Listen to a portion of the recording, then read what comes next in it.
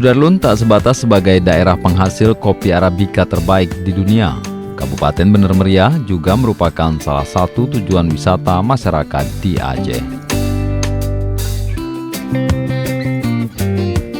Bahkan setelah sebelumnya sempat hits dengan kebun stroberi, kini muncul lagi wisata kebun jeruk di lahan seluas 3 hektar lebih.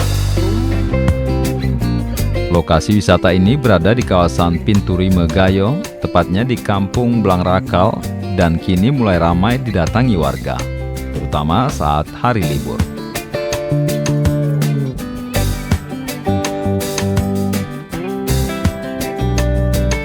Namun berbeda dengan wisata kebun stroberi yang sebelumnya kami tayangkan, pengelola kebun jeruk manis ini melarang pengunjungnya untuk memetik sendiri. Pengunjung hanya diperbolehkan bersuah foto atau berkeliling melihat hamparan pohon jeruk yang memiliki buah lebat ini.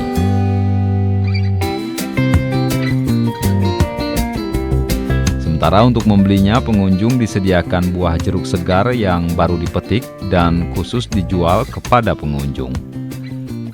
Selain hamparan kebun jeruk yang kini berusia 6 tahun, di sini pengunjung juga disuguhi pemandangan hijaunya pegunungan dengan udara yang sejuk.